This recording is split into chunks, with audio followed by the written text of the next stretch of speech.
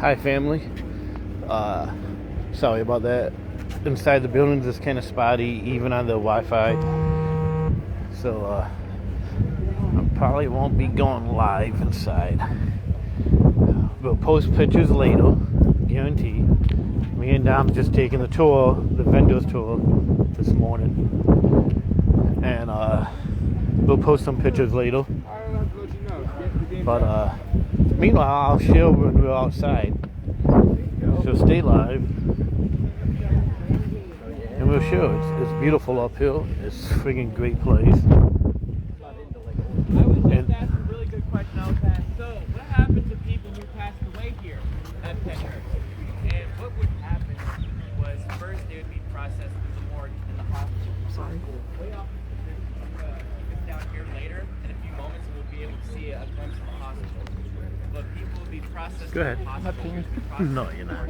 And family members were notified that their child has passed away. And they would be cremated or they would be buried in a local county cemetery where they were born. And family members had the option to do as such. But one thing that's really disturbing with the history here at Pennhurst is the causes of death here, and also the age, the life expectancy of a disabled person here. Because if going through and reading patient files here of the people, one of the most common causes of death that I see here at Pennhurst is actually their disability. So imagine you're a parent, you get a letter in the mail, it's a death certificate, it's Pennhurst saying your child has passed away at this age, what do we want to do? And then they said, the cause of your child's death was idiocy. The cause of your child's death was epilepsy. What does that mean? What does that tell us? They died of idiocy. What does that mean? Did they fall? Did they have a heart attack? What happened? And the fact that there was almost little to no details of how individuals died here is really disturbing of what the true story of what happened to this person. Of course, and that's why if some people had lacerations, they could even warrant, let's do a cremation so we don't get to see the body of what happened to this person. But, once again, I'm going to bring up my friend Nathan Stenberg because he is a researcher on disability. He's a political activist, and he always makes the comparison of two minority groups. He does the comparison of race and also does the disability, two minority groups. And he grew up in Minnesota. In fact, he lived a few blocks away from where George Floyd was murdered. And he made this really incredible parallel between race and disability. Because, once again, the cause of death being their disability. And once again, their disability was their identity inside of an institution. Like I said, individual labor more than so that was their identity here at Pennhurst. And he made this parallel that, imagine whenever George Floyd was murdered, instead of his cause of death being asphyxiation, imagine what his cause of death was being. And comparing those two instances of minority groups really shows of how horrendous having your cause of death being labeled as just your identity is, how harmful that is. Now it's hiding a lot of what was truly going on here at this institution. Like, once again, why was this able to happen? Because whenever you came to a place like Pennhurst, the Constitution didn't apply to you. To be institutionalized meant that every single right that you had was stripped away from you. So let's start to go through those rights. The rights that whenever we get to come here today to Pennhurst, we get to associate this place as a place of enjoyment, a place of fun. We get to come here, we get to investigate the paranormal. You guys get to come up here, pop up your tents and sell some cool stuff, make some money, and talk to some great people. And then you know what we get to do? We get to go home. We all get to go home. We get to really reflect on this history. And then we don't have to be permanent here in this space, but to be institutionalized here. Essentially, imagine that you were told by your parents, by your doctors, that there is something wrong with you. You need to be fixed. You are sent to this school, and eventually you don't get to leave the school. In fact, this school then becomes your home. And then you're told by staff members that you are going to die. Because she said, and I wish I was that there. is one of the rights to life. Amy's like, maybe next year. I'm like, did not apply to next year, 2024. Empirical and dreams.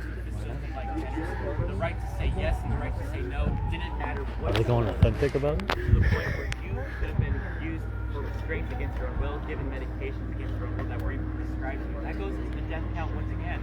One of the common causes of death here at Pennhurst was seizures, which makes sense. This is a facility for people with epilepsy. But we got to talk about how they try to control people here at Pennhurst. What they would do is they would use restraints. They would use medication. They would use anti-epileptic medication to try to sedate people from being ambulatory and walking around, essentially turning people into zombies. But, fun fact, if you don't know this, if you give people anti-epileptic medication that don't have epilepsy, it actually induces seizures. So what's happening? People are trying to be controlled on a ward. They're given drugs like Thorazine. They're having seizures, and then they're hitting the hard tile on the floor, dying of depression, getting concussions, dying from the trauma that was faced. And that's where also like one of the mysteries kind of that really shocked me going through and reading records. Kinda wish I had a headband. That person who died didn't have epilepsy, but their cause of death was a seizure. What happened? But once again, one of the other rights that was related to you. I know, it's like everything's always working against me. Yesterday was all the cars moving through whenever we're trying to do a tour, and I make sure people were getting ran over. But whenever you came to an institution, one of the other rights that we get to have is that we get to choose the right to express ourselves through our clothing. Whenever you came to an institution, your parents would try to send you clothing, but it was refused. You actually had to wear state clothing. And during a time when Pennhurst was so overcrowded with 3,500 people here with such little funds, that meant it was just hospital gowns. And that was the clothing that was provided to people here. And another right is we get to choose the friends that we make, the company we have, and we get to choose the things that we like to eat. In fact, right behind you used to be the dietary facility. There used to be 3 buildings here. A ward to the left, a ward to the right. One for men, one for women. Got you. Because eugenics, once again. But whenever you came to an institution, a plate was handed in front of you, and that was your food. And once again, the amount of people in a ward, those were your roommates. You didn't get to choose that.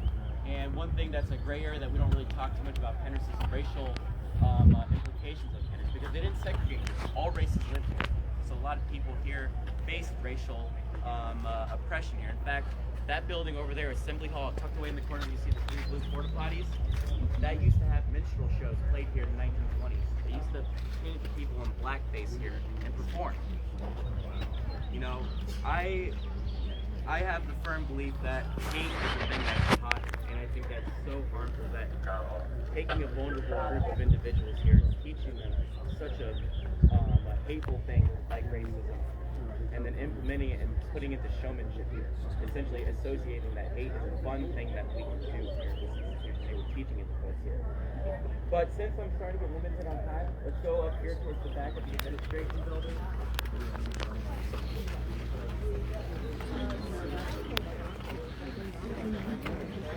Now, we might be going inside another building, so I might lose you guys. But stay tuned. I'll be back on when we get out.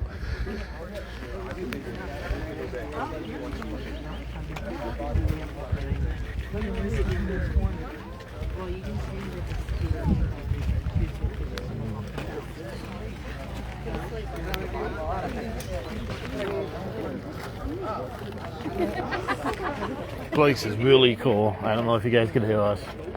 Lots of vendors up here. Highly suggested. Come up here next year if you don't. Well, you won't make it today. Well, not maybe if you're local. Definitely come up here next year. Maybe we'll be back. I think we should come back. I think we should. I think we should. Yeah. We met a lot. We made a lot of connections. Got some more people and other teams to work with. Parent unity is definitely strong up here. Definitely. There's a lot to do down here. There's a whole lot to do down here. Lots to do. We've been here since Thursday, and we've done so much stuff. They've been here since Thursday. Yeah, this guy just showed up yesterday. Yeah. But we went to Eastern State. We're here now. Philly's just cool, too. I'm going to try to come down next year if we do it early. Oh, here we go. Let me switch back. He wrote about living here. may sell at our tourist over there. It's called Lost in Desert Lake. And in that book, he was talking about parentification. He was writing about how inside of that parentification room he was being picked on. Mind you, Roland Johnson is a person of color, so he was being picked on racially here by staff members and also by his fellow inmates here at Pennhurst. He was telling his mother, and his mother tells him, and his mother's furious about what's happening. Going up to the staff member, why are you treating your son like this? Why is this happening? We need to fix it. So what does Pennhurst do? Well, after his mother leaves, the staff members go up to Roland. And in his own words in this book that he writes, he said, now Roland, if you misbehave one more time, I'm going to write your name on this green slip of paper and send you to a punishment board. And what that would mean is that he'd be sent to a low-grade building, individuals who were not potty trained, individuals who needed essentially step-by-step training and maintenance by staff members here for any task, changing, feeding, and that would be the second floor of industry. And Roland would be told that he would have to clean up poop of other people. He would have to clean up pee puddles. He would have to, he even wrote in his book that he had to unchange people, take them to the showers, bathe them, then change them, and then get them ready for appointments. And so essentially the first time a disabled voice tries to talk about their own experience, they're immediately stomped on by the state of Pennsylvania, told and taught obedience here at the institution. One of the last things I forgot to mention, the building over there behind Limerick, you probably saw it as you were walking past, that was the hospital here. Near where the ticket booth was. Now, I want to kind of finish up with some resources here. So Pennhurst eventually started to get exposed. Things started to get better here. And that happened in the year 1968. An expose was shot here. I'm curious, show of hands, have any of us here seen the YouTube video, Stuff with Little Children? A good amount of people. Alright, y'all got some homework to do. You gotta go on YouTube, you gotta watch this resource, because I talk about this disgusting, but quite frankly, I feel like all of us as human beings, it's important to see, to understand how we got to this point. Because in that report, you're watching people suffer. You're watching people crying. You're watching people at the lowest points in life. You're hearing stories from people wanting to get out from the institution. The only hope that they're holding on is religion, praying to God that eventually they'll be left out of Pennhurst. And then eventually in the 1970s, more people started to hear about how bad institutions were. And then eventually went to the Supreme Court. And then the question in this court case that was raised was, does a heavily disabled person deserve to live in the community? Are they capable of taking care of themselves? So then what happened was the justice on this case, Justice Broderick, said, yes, these people have suffered. They deserve a second chance at life. And never done in court history was one of the most controversial court cases in Supreme Court history, that all the people here at Pennhurst were going to be moved into a subsidized house provided by the government, moved into community homes away from Pennhurst. So all the folks that lived here were eventually moved out of the institution into the community, those that were still here. Not many people got to see the outside of it, but those that were living from the 70s onwards got to. There's somewhat of a silver lining to this. That's great. And you know, I know I didn't get to talk too much about dates, I didn't get to talk too much about buildings, but to be quite honest, the best way to understand this history is to really take yourself out of your own shoes and imagine yourself as a person here, or imagine yourself as a person who did live here. Because yes, the dates, the buildings are important, but to be quite honest, what the most important thing is understanding this history so we never repeat this again. That's really what I'm taking away from this, because this is still going on. Only 14 states in this country have banned institutions. The great majority still operate places like Pennhurst today. In fact, 1,000 people in this state live in a place like Pennhurst. There's 5 Pennhursts still existing in this state. In fact, there's one not too far away here called Elwyn that has a history of over 300 sterilizations on record and still operating today. This history is still happening. And if we're not kind to people, if we continue to be hateful to one another, and if we judge people just by looking at them, if we're not accepting, we're not patient, we have to be this close to compassionate. Now, We have a show to put on. See folks walking in. We're going to send you guys off to your booths. Thank you so much for being a part of this short history tour. I hope you guys will have a great day. I wish you all the best of luck today. If you have any other questions, please come by to the tourist tent. Emily and I will be there. Other than that, guys, thank you so much. I'm going to go back to my tent. Thank you all. Thank you. Thanks, Kaden. He waved to me. Yeah. Because you said it the last. Oh yeah, come on over here.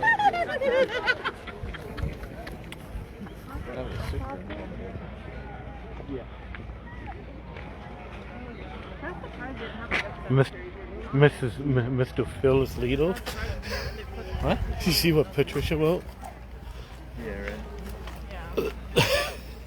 right. I'm just a second one.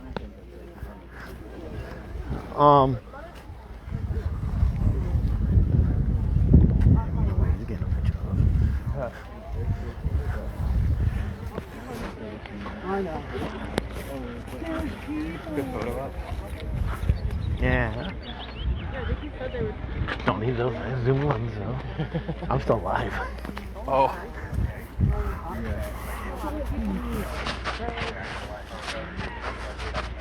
I'm gonna stop over here. You're what? I'm gonna stop over here for a minute. Okay.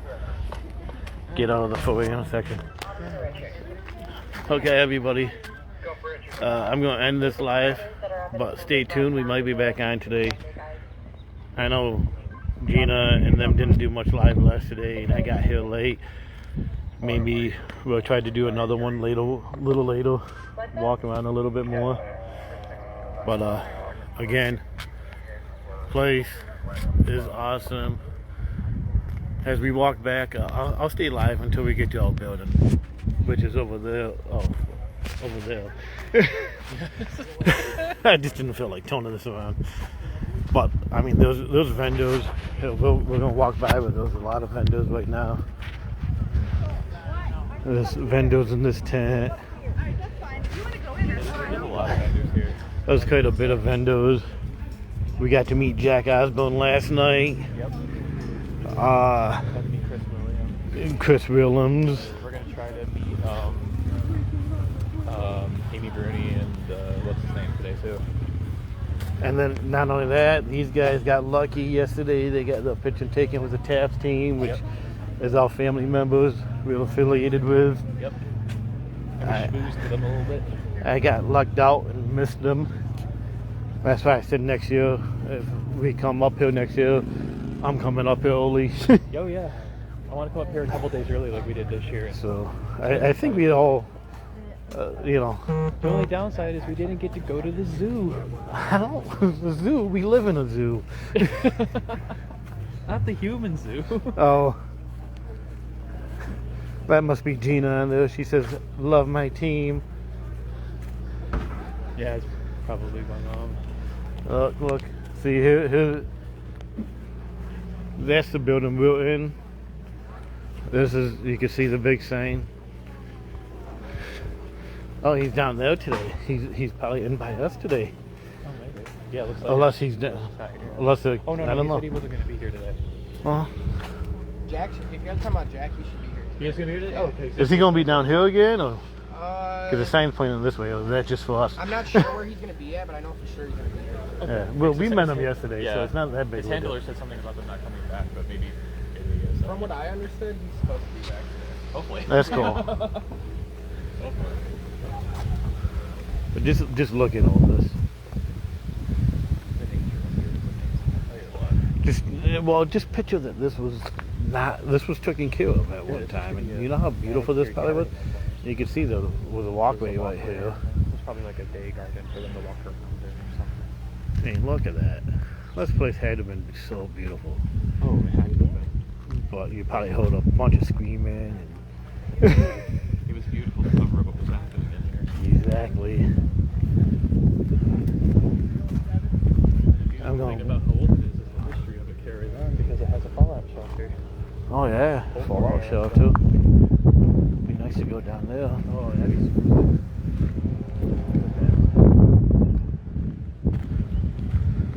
I'm gonna try to stay on, but I'm not gonna guarantee you. I might lose you inside. If I don't, I'll wait until we get to a table and maybe I'll actually let Gina speak. The Wi-Fi in this building's pretty good. So,